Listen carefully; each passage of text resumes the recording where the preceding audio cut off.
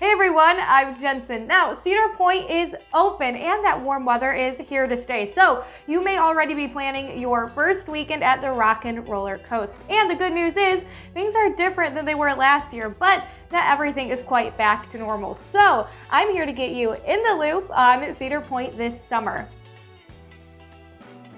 Due to staffing shortages, the park will now be closed on select days in June. Now, the way the calendar reads on the park's website right now, it looks like it'll be shut down every Tuesday and Wednesday until June 29th.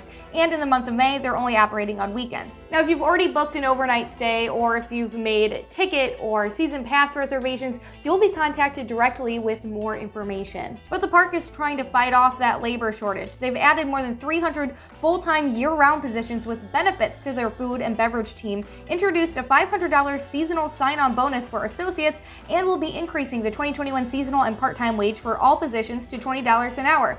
Now, the schedule has been adjusted online, but it could always change, so make sure you check the Cedar Point calendar online if you want to plan a trip. It is always the most up-to-date source of park scheduling. And what's the deal with masks this year? Well, right now, park officials say face coverings are recommended but no longer required for fully vaccinated guests, whether indoors or outdoors, which is a change from when they first opened for the season. But what if you're unvaccinated? Well, unvaccinated guests ages 10 and up are still required to wear a mask indoors unless actively eating or drinking. But you don't have to wear one outside unless you can't stay 6 feet apart. And just to be clear, no one needs to wear them on rides either. But the park won't be checking for vaccination status or asking anyone for proof. Instead, they said they'll be relying on the honor system.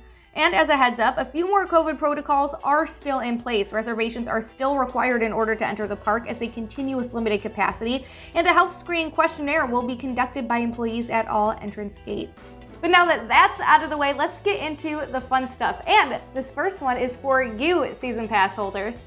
Early entry is back at the park, but there are some big differences based on which pass you have. Platinum Pass holders, Cedar Point's most expensive season pass, are given access to the park and up to 24 rides, including 7 roller coasters for 1 hour before the general public. And that same benefit is given to guests staying at any Cedar Point resort property. Gold Pass holders, however, are granted early entry 30 minutes before the general public with 19 ride options, including 3 roller coasters. And as a quick note, Cedar Point says weather or maintenance conditions may result in delays, closings, or substitutions in early entry ride options without notice, so just be forewarned. And every person in your group must have one of these passes in order to access the early entry attractions. Fastlane and Fastlane Plus are making a return to Cedar Point for the 2021 season.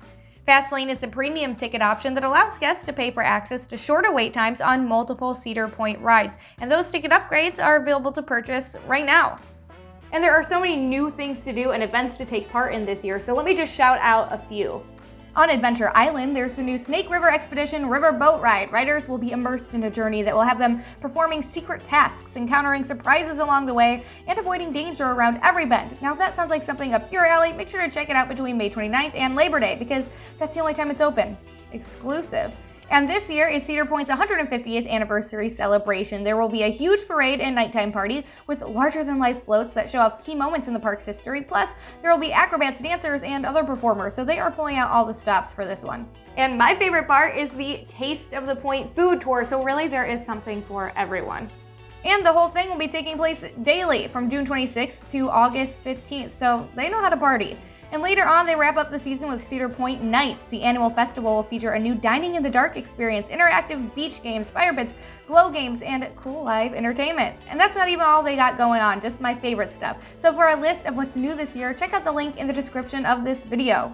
And I know what you're thinking. She didn't even mention Halloween's. Well, we don't know for sure if it's happening or not this year, but park leaders say they want it to. So as soon as an announcement is made, we will be sure to let you know. So stay tuned on that. But that's all I have for you today. If you like this video, hit that like button and subscribe to our YouTube channel.